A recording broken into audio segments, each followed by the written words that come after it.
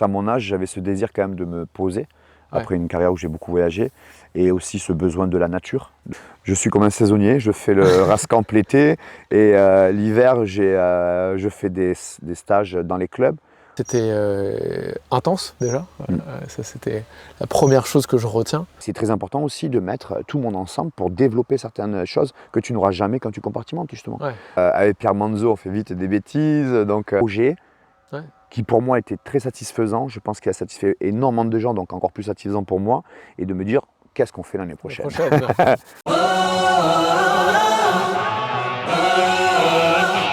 me set the record straight for a minute. Hate, I get it, say it with 'em. I don't give a f. I'm cool with it. Play and peep the fans with 'em.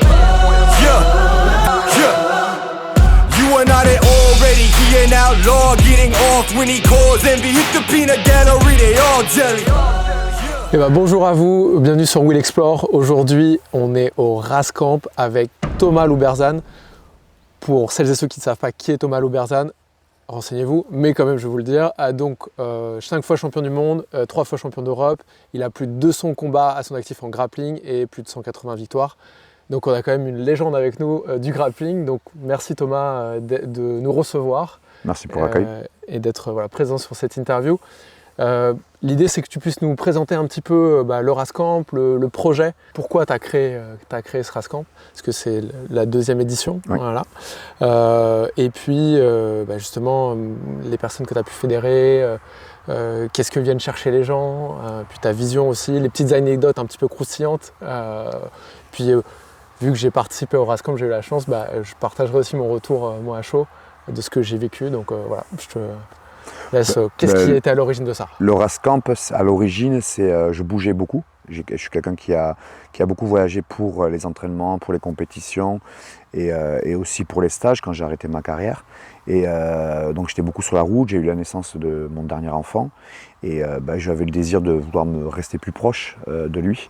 Et donc à un moment je dis bon, faut que je reste un peu plus à côté. Ma femme, elle a une maison avec un hangar, avec un grand jardin, donc je me suis dit bon, le hangar je vais l'aménager, je vais faire quelques petits coachings privés, mais j'avais commencé déjà dans la chambre où j'avais mis tatami. Déjà la version. Mon appartement à Créteil déjà, mon salon c'était des tatamis, il n'y avait pas de canapé, il n'y avait rien, c'était que des tatamis. Donc après, quand je faisais des retours avec ma femme, on a eu un enfant et donc j'ai eu un peu de tatami dans la chambre. À un moment, tu dis que ça ne peut pas rester longtemps comme ça et surtout l'imposer à l'autre personne. Et donc du coup c'est le hangar.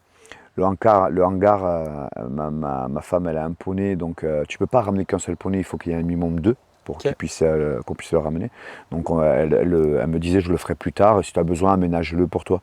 Donc à la base c'était pour faire 3-4 personnes, du small group. Quand j'ai commencé les travaux de l'hangar parce que c'était tout un bordel, je dis bon vas-y je te prends la moitié du hangar, comme ça au moins je fais du small group maximum de 8. Et en fait, j'ai continué les travaux et elle me dit laisse tomber, prends tout tant qu'à faire. Je ne ramènerai pas le poney avant 2-3 ans. Donc la première année, c'était un peu comme ça, c'était improvisé sur le moment. Donc du coup, de 3-4 personnes, il fallait un peu plus de matos, un peu plus de tentes, un peu plus et ça s'est fait comme ça. Et en fait, comme je faisais moins de stages, les gens me demandaient beaucoup plus à venir vers moi et je leur disais venez chez moi. Bon, et j'ai fini la première saison, le dernier week-end, on était 80 autour du tatami, devant la télé à l'UFC Paris, qu'on avait regardé la diffusion en live et les entraînements. La journée, il y avait Nicolas Haute, Jérôme Le Banner, Ama, coach de l'équipe de France, Pierre Manzo, et on avait beaucoup de monde. Ouais, donc tu commences du tatami dans l'appartement à ici, version. C'est la chance d'avoir un grand jardin. D'être et en plus à mon âge j'avais ce désir quand même de me poser après une carrière où j'ai beaucoup voyagé et aussi ce besoin de la nature, de me reconnecter, ce calme, les bruits des oiseaux, les pieds dans la terre. Et Paris c'est pas facile. Par exemple moi je suis un mec du sud, donc quand j'ai vécu les dernières années à Paris parce que j'ai mon premier enfant à Paris, moi je suis quelqu'un on va dire d'excité, donc un excité dans une ville excitée ça faisait trop d'excitation.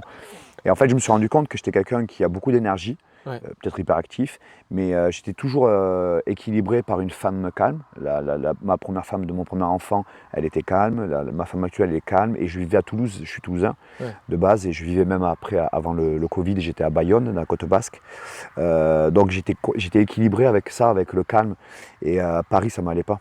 Excité dans une ville excitée, j'avançais, je faisais un bon travail, du réseau, tout ce que tu veux, mais je saturais vite. Donc j'ai trouvé ça ici et j'ai décidé de développer encore plus ça.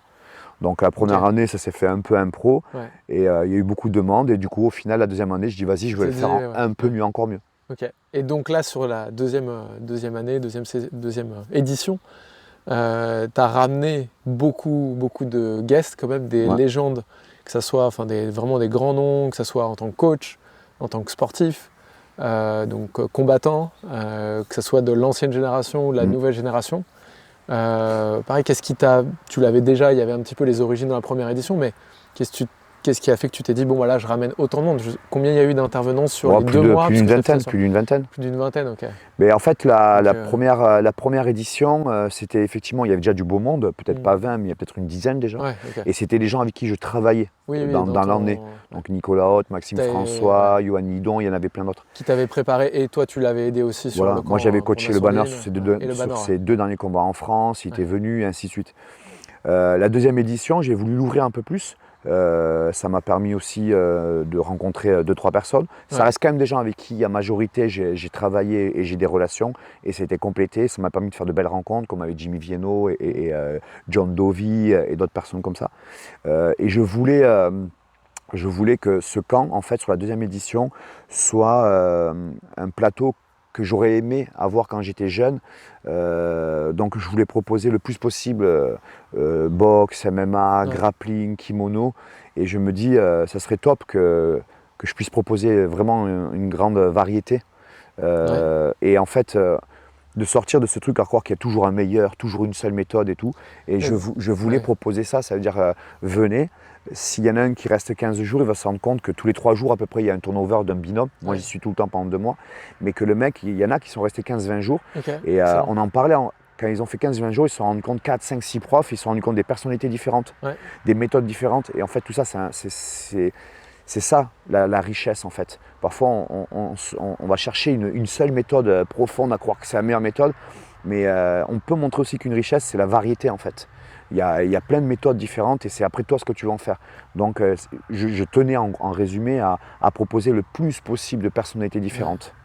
Ouais, comme même un seul maître, on peut dire j'ai un seul maître ou une seule personne et finalement le fait de voir une personne qui monte... Quand moi j'ai eu entre 200 et 300 personnes, tu te rends compte que tu ne peux pas avoir 200 personnes qui vont s'y retrouver en un seul maître. Là par contre, moi avec du recul, là l'été c'est fini, je me rends compte qu'effectivement il y a peut-être 30-40 qui iraient très bien avec lui, peut-être 30-40 qui iraient plutôt avec lui. Là lui il en a peut-être 50 pour lui. Mais ça ne veut pas dire qu'on ne peut pas se compléter avec les autres. Mais effectivement... faut pas oublier qu'il faudrait poser la question aux concernés, donc aux pratiquants, et de lui dire ok, qu'est-ce que tu as retenu, qu'est-ce que tu as aimé, et s'il y en a un sur lequel tu te retrouves un peu plus, qui c'est que tu te déplacerais à aller voir en France, et est-ce que les autres t'ont apporté quelque chose ou pas. Donc c'est ça que je voulais proposer sur Rascamp, et je pense qu'au final, en un seul mot, ça a donné de la richesse aux gens. Oui, parce que même, on parlait de l'ancienne et nouvelle génération, on a eu Cheikh Congo qui est venu, comme Baki. Donc on a vraiment les anciennes et nouvelles générations. Complètement différents, mais les deux ont apporté quelque chose. Et toi, le retour que tu as eu des personnes, parce qu'il y a eu beaucoup de monde en tant que participant de tout niveau. Moi j'ai vu, quand j'ai eu l'occasion, il y avait des personnes qui sont pros, vraiment MMA, et puis d'autres qui débutent, comme moi d'ailleurs j'ai débuté aussi également. Ils arrivent à retrouver finalement, chacun arrive à ce pourquoi il est venu chercher, finalement il arrive à retrouver quelque chose dans le Rascamp, dans la manière dont tu l'as. Même plus, j'ai eu beaucoup de messages en privé, même j'ai un livre d'or, je pourrais te le passer, où il y a quelques mots. Souvent, beaucoup disent je suis venu pour une expérience, une aventure sportive, et ils ressortent avec une très grande aventure humaine. C'est peut-être le cadre qui a prêté à ça aussi, c'est-à-dire que dans un club où tu fais de 19h à 20h30, peut-être qu'on n'a pas le temps et le cadre se porte moins à ça. Là, on a le temps en fait, parce qu'on peut aller rester dans le barnum autour d'une table, on peut se promener, entre 2 cours on est dans la nature. Donc je pense qu'il y a ce temps et ce cadre a donné le moment de partage et de l'enrichissement, du coup pas que sportif. Et il y a et comme tu dis, moi dans ce que j'ai observé, c'est que chacun va à son rythme aussi. C'est-à-dire qu'on est invité à... Et en même temps, si je dis là, bon, je vais peut-être faire une petite pause parce que là, parce que c'est quand même intense au niveau des journées. Mais je le dis même aux gens, je dis attention, ceux qui vous restez plusieurs jours, apprenez à lever le pied sur une séance. Tu peux venir observer, apprendre et lève le pied. Mais moi, là où je vais le voir, un endroit où je vais voir la différence, c'est par exemple le soir dans les tentes. Tu vois, t'as qui ont besoin de plus de récup que d'autres. ou le matin quand il se lève, tu vois que tu as envie de lui dire va t'étirer, va t'essouffler, d'autres se relèvent frais. Le outside, on observe vachement de choses. Ouais. Faut pas oublier que dans ce outside, on voit la manière dont ils arrivent sur le tatami.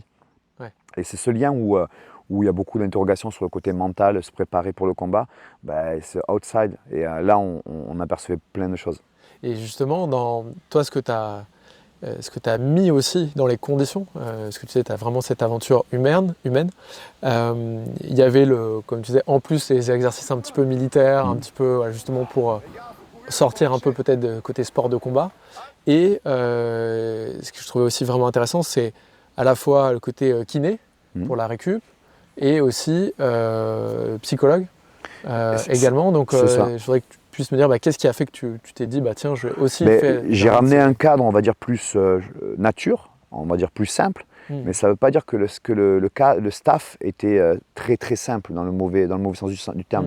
Justement, il était très ouvert et très complet. Donc le cas d'entraînement simple, mais le staff, psychologue avec Maxime Bellego, kiné avec François Maubert, Aaron qui était là aussi avec des kinés massage, et en plus après une variété de coachs selon les disciplines, que ce soit dans le sportif, boxe, MMA, grappling, que ce soit même un aspect militaire qu'il a apporté Gérald. Donc là, effectivement, plus l'esprit combatif. Et moi, je reprends toujours cette phrase de sport de combat. Tu peux être très sportif ou tu peux être très combatif, et même tu peux en jouer. Un jour, moi-même, je peux être plutôt sportif, mais je peux te faire une séance aussi où je peux être plutôt combatif. Et c'est là où on pourrait m'entendre dire un peu moins d'importance sur la technique. C'est là où la nature, ce qu'on parlait tout à l'heure un peu en off, ton comportement, il est lequel quand tu es dans une forêt, tu entends un bruit, il y a un sanglier, qu'est-ce qui se passe? C'est toi, le sanglier et l'environnement, s'il y a une voiture, un lac, un arbre, une voiture ouverte. Est-ce que j'ai un fusil ou pas? Voilà, et en demi-seconde, savoir ce que tu vas te faire, ce qu'il peut faire et ce qu'on doit faire en fait. Donc parfois le côté sportif, il est très bon, mais il est très enclavé dans des conditions, des règles. Donc moi j'ai aimé ce côté, je l'ai toujours eu je pense, ce côté combatif moi. C'est parce que je suis rentré dans le sport, ma première question, souvent que j'incite les gens à dire, quand vous faites du sport de combat, quelle est votre première question? C'est pourquoi je suis là en fait. Moi je suis rentré dans le sport de combat parce que j'avais besoin de me battre. Ce que je peux concevoir qui est complètement différent de quelqu'un qui rentre pour s'amuser. Donc voilà, et c'est vrai que moi on peut m'entendre pousser, monter le ton et tout, parce que c'est ma manière d'être et ma recherche c'est... je pense que je correspondrai beaucoup à des gens qui ont besoin de se retrouver dans le sport de combat pour combattre quelque chose en fait. Ok. Et en tout cas je trouve que vraiment tu vois, le cadre que tu mets, il est vraiment complet pour les gens. Et même d'ailleurs, il y a le petit food truck qui était là aussi, c'était hyper sympa. Tu as tout à disposition. Food truck pizza, après food truck hamburger, c'était pas mal. Bien mangé. Et aussi dans ce que je vois, ce qui fait partie de toi, j'ai l'impression, c'est ce côté aussi détente, mais dans le sens humour, pas se prendre la tête, mais en même temps on fait les choses sérieusement, parce que c'est quand même... tu vois, il y a aussi ça que je trouve qui est vraiment... c'est ce que j'essaie de mettre en avant. On est un peu, en France, sans critiquer, on est un peu le pays des clichés, c'est-à-dire qu'on est d'une manière, on te met dans une case. Et je pense qu'il faut se dire qu'un combattant, effectivement, il faut apprendre à être dur, il faut être dur à certains moments, mais ça ne veut pas dire qu'à un moment tu ne peux pas t'amuser, ça ne veut pas dire que tu ne peux pas rigoler. Et je pense que c'est ce que je voulais faire ce camp. Moi, je pense que les gens savaient que j'avais une image de combattant et dur et physique. Souvent, quand les gens sortent du tatami, ils disaient « faut se l'enquiller, Thomas ». Et pourtant, dans le Rascamp, je vais montrer aux gens qu'il faut rigoler. On rigole, avec Pierre Manzo, on fait la connerie au quart de tour. Mais par contre, quand on tourne sérieusement. C'est ça. Et sérieusement, ça veut dire de différentes manières. On peut se faire un vrai sparring, comme on peut faire du thème, comme on peut travailler sparring flow pour travailler ensemble. On sait travailler. Et c'est ce que j'ai voulu faire cet été, de montrer qu'il faut apprendre à développer cette faculté d'adaptation, à switcher, même à travers les séances. Une séance où on ne parle pas en combat. Une séance où posez-moi des questions. On va faire du cérébral, une séance d'analyse, une séance de physique, on va prendre le seau, vous allez vomir. C'est en fait de se dire qu'il y a plein de compartiments et on va essayer de taper vraiment dans ce compartiment avec excellence. Et quand j'ai appris à switcher, c'est après là que la personne décider de ce qu'il va en faire. Et c'est là que va venir la stratégie. Mais la stratégie, pour moi, elle peut venir que si tu as des piliers bien développés et apprendre. Donc, effectivement, je pourrais faire une séance technique, mettre la musique, s'amuser. Je pouvais faire une séance très dure, je pouvais faire une séance physique, mentale, une séance autour d'une table avec un stylo feuille et de faire plein de méthodes différentes. Ouais, c'était vraiment très riche. Moi, je l'ai fait juste une journée. Et je trouvais aussi vraiment sur ce dont tu avais parlé tout à l'heure, que dès le départ, finalement, tu amènes aussi, avec ton histoire, ton parcours, dont on en parlera par la suite, il y a vraiment ce côté mental, même pour des débutants, qui viennent juste. Et donc, on peut se dire, finalement, l'aspect mental, psychologique, c'est plus pour des sportifs de haut niveau, des gens qui font ça, mais finalement, dès le départ, il y a cette question pour toi qui est... En fait, le mental, tu l'as dans la vie du quotidien. Ouais. Pourquoi il faut arriver en sport et au début le mettre en pause? C'est que le problème, c'est qu'on le met sur le côté parce qu'on pose trop de questions sur la technique. Ouais. C'est là où une fois, je disais, moi, quand j'ai commencé à chercher moins la technique, je suis devenu meilleur. Parce qu'en fait, tout simplement, j'ai remis de la place à des choses importantes. Quand tu montes sur le tatami, tu es débutant, c'est la première fois, et je disais, ouais, je suis débutant. Oui, techniquement, tu connais rien. Mais ton mental et ton corps, tu l'as là. Si tu as 30 ans, tu connais comment ton corps, si tu es explosif, lent, endurant, tu dois le savoir un minimum. Tu vois. Et au pire, tu prends une séance avec un coach qui va te dire tes filières un petit peu. Tu as un ressenti à développer et ton mental. Le problème, c'est que ce que je peux observer, c'est qu'il y a pas mal de gens qui vont faire 1, 2, 3 années avec un travail monstrueux et qu'il faut, techniquement. Et à ce moment-là, ils disent j'arrive pas, Thomas. Et ils viennent avec des questions mentalement, comment tu fais? En fait, comment tu fais? Pourquoi tu l'as mis de côté depuis le début, en fait? Et c'est un lien, le mental et la technique. Mais le problème, c'est que dès qu'on fait des réactions de hop, tu fermes le jeu, tu réagis. Non, c'est une réaction à ce moment, c'était une action courte. Il fallait réagir, il fallait mettre du rentre dedans, il fallait utiliser le corps et refermer. Et c'est important, tu vois, quand tu as une fermeture. Mais ouverture avec la technique, c'est important. Et la fermeture et réagir, c'est plus simple, mais derrière, il y a une réaction mentale et combativité. Donc, il faut trouver cet équilibre, en fait. Et pour moi, dès le début, il faut l'avoir, le mental. Ouais, ça se développe, ça s'entraîne. Et tu peux avoir plein d'outils pour développer le mental. Sur le combat à thème peut t'aider à développer le mental. Avec un jeu de statistiques, il y a plein de manières. Ouais. Mais il faut l'avoir, pour moi, dès le début. Il faut quelque chose d'équilibré, c'est-à-dire que si tu fais 10 entraînements, dans les 10 entraînements, pour moi, il faudrait au moins une fois que tu aies fait un entraînement en cherchant à travailler ce mental. Sinon, effectivement, dans 4 ans, tu vas quoi qu'il arrive, à un moment, tu vas poser cette question. Ouais, il va te manquer quelque chose, quoi qu'il arrive. Quoi. Ouais. Et sur justement, moi, je vais aussi te partager mon retour, tu vois, ce que j'ai pu expérimenter. C'est vrai que moi, je suis vraiment débutant, j'ai fait un petit peu de sport de combat par le passé, mais grappling, ou même là, on avait fait... avec chez Congo et Gérald, justement, il y a à la fois, c'était plus pied-point quand même, et puis il y a eu grappling le soir. Mais c'est vrai que c'était intense déjà. Ça, c'était la première chose que je retiens. Ce côté vraiment, on disait, partage, bonne humeur, bonne ambiance. Et puis les différents sparring, en fonction avec qui on tourne, et là on découvre des gens, et je trouve que c'est là aussi la richesse, tu vois, même en dehors de tout ce que tu fais. C'est important parfois de compartimenter, et je le fais beaucoup moi dans mes méthodes et tout, et on peut avoir un système écolier avec des classes et des levées et tout, mais à un moment il ne faut pas oublier aussi de mettre tout le monde dans le même panier. Ça veut dire que tu vas devoir analyser qui est plus expérimenté, comment il se comporte, et ainsi de suite, tu vas t'adapter. À un moment c'est un peu comme dans une famille, les petits, les grands, tu as un respect à avoir, tu as une approche à avoir. Et quand tu vas avec un jeune de ton âge ou un ancien, tu sais que tu ne vas pas te comporter pareil. Et moi, je pense que c'est très important de compartimenter pour développer, mais c'est très important aussi de mettre tout le monde ensemble pour développer certaines choses que tu n'auras jamais quand tu compartimentes, justement. Donc, moi, j'enseigne beaucoup.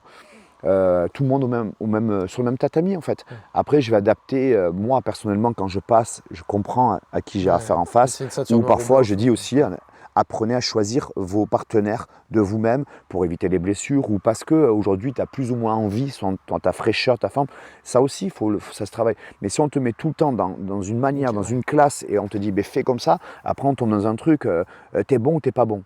Non, c'est qu'il y a des hauts et des bas dans le ressort, dans la fatigue, dans l'énergie. Aujourd'hui, je suis fatigué physiquement, mais je peux travailler avec lui sur un autre aspect. Et c'est pour ça, de laisser un vivier ouvert sur un tapis, pour moi, c'est fabuleux pour développer beaucoup de choses. Ouais. Mais c'est là que ce qui est très riche, c'est que peu importe là où on en est, ce qu'on veut faire, être professionnel ou pas, mais même on le ramène dans sa vie, comme tu dis, et ça c'est hyper. Mais c'est vrai que ça demande beaucoup plus de boulot. C'est plus simple de dire un prof avec une type de personne, on les catégorise par catégorie, le boulot est beaucoup plus simple. Donc on revient à ce qu'on expliquait un peu au départ, il faut en avoir le temps et les moyens. Donc ici, le camp, on a toute la journée. Donc quand je démarre quelque chose, peut-être que c'est le plus complexe au départ, Mais en fait, comme je sais que j'ai le temps, je sais que je vais tomber sur mes pieds. Ouais. Tu vois, quand un mec est 3-4 jours, si tu regardes la première séance, si je fais une séance comme ça, isolée dans un club, dans une ville, et je fais que cette séance à 19h, il n'y a personne qui va comprendre ce que je fais. Bien sûr. Mais comme je sais que les gens, je les ai pendant 3 jours, ils vont comprendre au bout de 2-3 séances, mon cube par bac, ils vont commencer à voir le début du puzzle. Ça, c'est parce que je sais que j'ai le temps. Moi, le plus important quand j'enseigne, c'est que je balance, ce que j'aime, mon humeur. Et ok, tu es à 3 jours, ok, fais-moi confiance. Et dans 3 jours, tout tombe. C'est comme le film, comment il s'appelle, avec Scorsese, je sais pas quoi, à la fin du film, Usual Suspect. À la fin, il se rend compte que tout est emboîté en fait. Tout est lié. Yes. Mais au départ, si tu veux faire un vrai travail d'une expérience de quelqu'un qui a 20 ans de combat, moi, je fais en sorte de trouver des mots simples. C'est pour ça que j'essaie d'avoir des images simples pour que ça se comprenne en face. Mais tu comprends que si c'est une ceinture blanche ou bleue, il ne va pas tout à fait comprendre là de suite, en 2 minutes. Mais laisse-moi 3-4 séances, tu vas voir, tu vas être surpris. Je vais te faire tu vas retomber sur tes pieds, tu vas dire « Ah ouais, je comprends maintenant pourquoi ». Et c'est ça que j'aime dans ce camp en fait, on a le temps. Côté immersion. Oui. Et justement, quelle est toi ta vision de la suite? Peut-être tu as réfléchi ou pas, mais sur voilà, comment tu vois le projet se développer, quelle est ta vision pour Je sais pas, pour l'instant, je suis comme un saisonnier, je fais le Rascamp l'été et l'hiver, je fais des stages dans les clubs.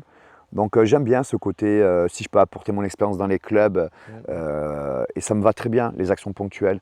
Tu vois, j'ai déjà fait des expériences où je pouvais rester dans un club à 100%, et ça ne m'allait pas parce que ma manière d'enseigner, elle est trop atypique pour une intention business d'un club qui a son business, et ça peut se court-circuiter. L'un et l'autre, je comprends la politique business, il a des intentions, des abonnements, et ainsi de suite, et moi, si je me colle à faire un J-triangle acheter début septembre, je me dis, je me bride mon enseignement et mon univers.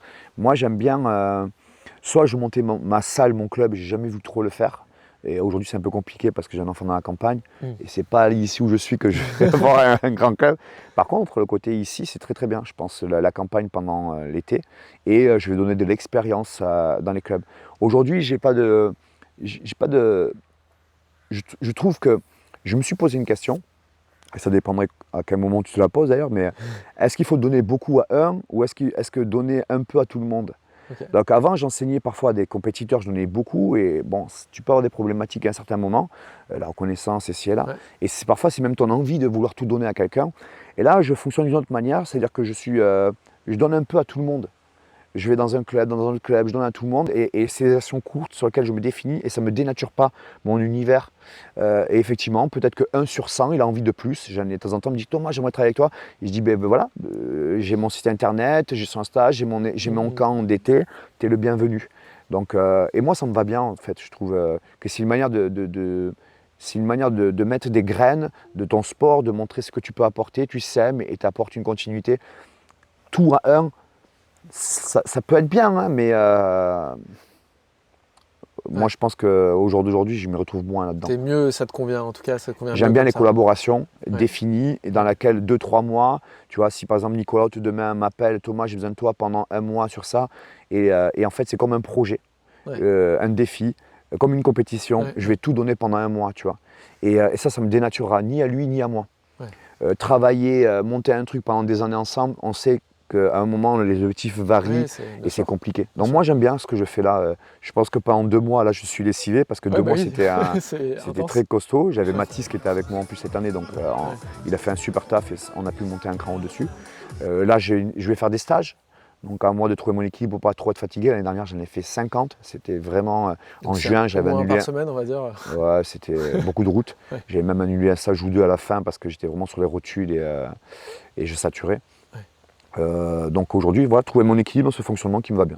Et donc Thomas, les anecdotes, le croustillant un petit peu du Rascamp, pour toi, de ce qui te ce que tu as vécu avec les différentes personnes, guests. Il y en a eu, hein. Avec Pierre Manzo, on fait vite des bêtises, donc. Il y en a quelques-unes publiées sur Instagram. On a réveillé quelques personnes avec des pétards la nuit. Une qui a pas mal marqué cet été, c'est le bain froid avec un mec de Nantes, un ami à Mathis. Je ne sais plus comment il s'appelle. Il a fait un cri. Il est rentré dans le bain froid, il a eu très froid. Et en plus, ce qui était sympa, c'est qu'il a pris à la rigolade. Je lui ai dit, est-ce que je peux partager? Parce qu'on était fou rire. Il m'a dit, oui, tu peux. Il y en a qui auraient pu se dire, Oui, non, bah, ça oui. m'envoie des images. En fait, non, il a été. En plus, je trouve qu'il a super bien réagi. À l'humour, mais pas au froid.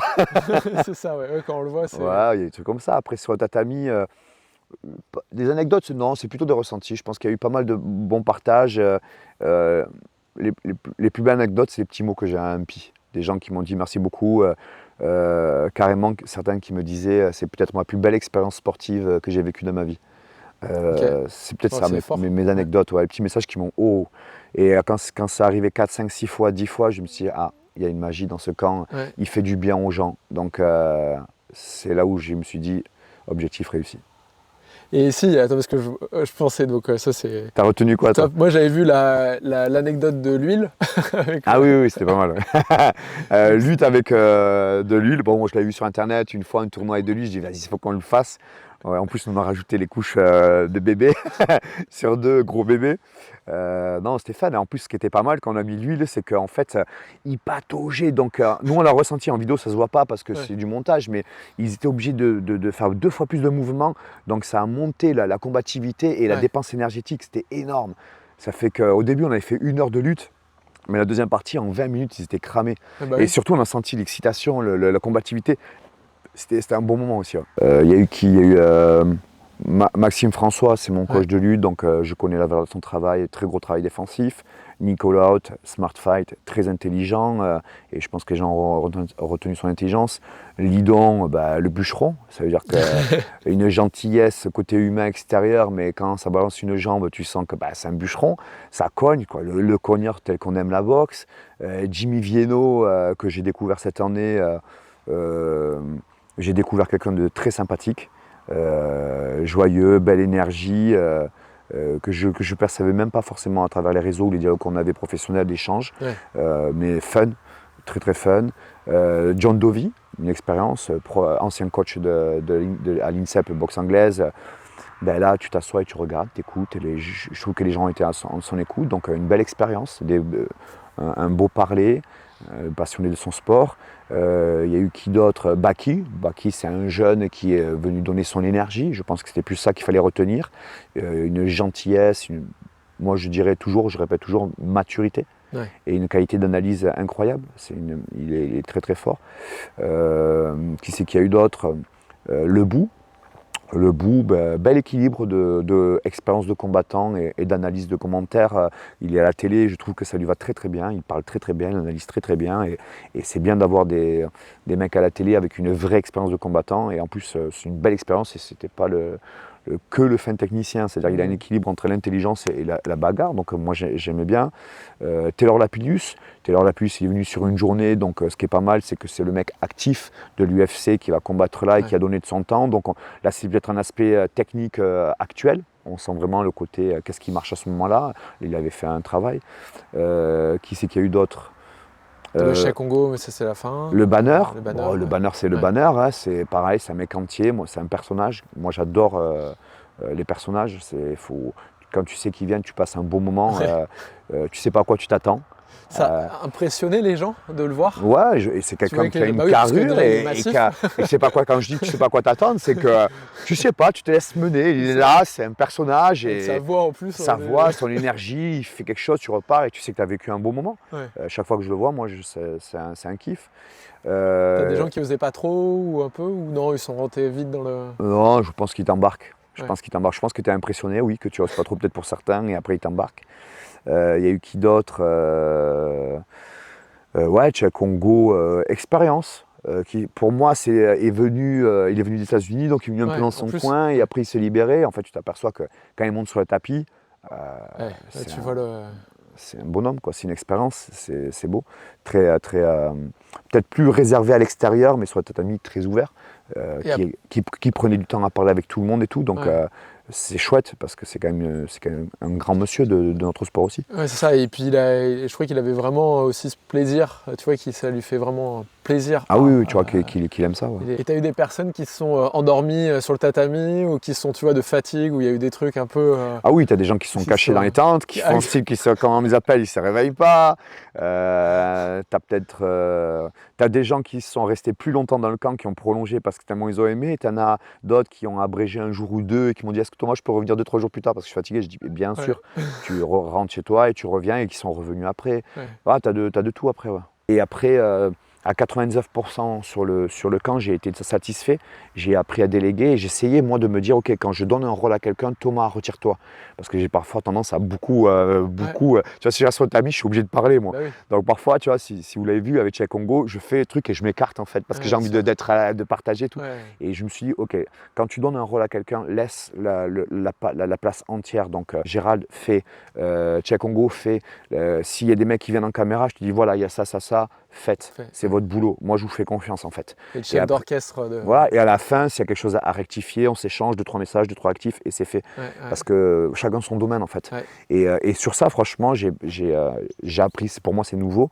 Et j'ai trouvé que, et c'est ça, en laissant faire les gens, je me suis aperçu que ce camp, oui, c'est moi qui l'ai mené, c'est moi le patron, c'est moi le meneur porteur de ce projet. Mais le plus plaisant, c'est pas que j'ai réussi à porter ce projet. Le plus plaisant, c'est que j'ai laissé la place à me faire surprendre. Parce que si tu m'aurais dit au début du camp, écris un bouquin, est-ce que tu aimerais ce projet? J'aurais écrit, voilà, je voudrais un projet qui soit dans le partage, que les gens aient ce que j'aurais aimé voir jeune. Mais à la fin de l'été, si j'écris le bouquin de ce qui s'est passé cet été, j'y dirais, Mathis, il amène de l'énergie. Pauline, elle a assumé de incroyable pour une femme. Elle a plus d'énergie que la moitié des hommes d'ici. Une vraie combattante, tu vois. Et ainsi de suite pour plein de profs, tu vois. Et c'est ça, pour moi, de lâcher prise, de ne pas tout contrôler et de laisser surprendre par les gens. Et effectivement, quand tu laisses la responsabilité à chacun, peut-être qu'il y aura une déception ou deux sur un cas. Et franchement, ça a été quasiment 100% de réussite. Et tu as eu c'est aussi les retours, comme tu dis, des participants qui t'ont vraiment... Le retour, et en plus de ça, que tu as reçus, les retours, les messages, ce que j'ai vu dans les yeux des gens, quand je les revois dans l'année des stages, parce que j'ai eu un peu l'année dernière.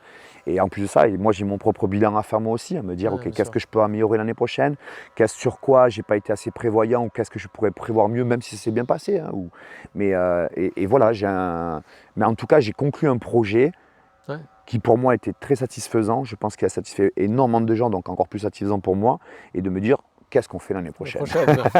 Donc on va voir ça on va suivre ça de près pour la 3e édition. Ouais. Cool. Super. En tout cas, on va mettre le lien bien sûr dans la description pour que vous puissiez retrouver Thomas donc sur son Instagram et puis voir en fonction du moment où vous voyez la vidéo, est-ce que le Rascamp arrive dans quelques semaines ou un peu plus tard. Mais voilà, vraiment abonnez-vous, comme ça vous verrez un petit peu tout ce qui a été produit, voir l'ambiance aussi, même si vous allez voir bien sûr dans la vidéo, mais la richesse, je vous invite vraiment à regarder tout ça parce que ça peu importe, vous l'avez compris, votre niveau, vous allez ressortir beaucoup plus riche d'expérience et puis avec toute cette aventure humaine et toutes les personnes qui la composent. Donc merci Thomas en tout cas pour ça. Merci.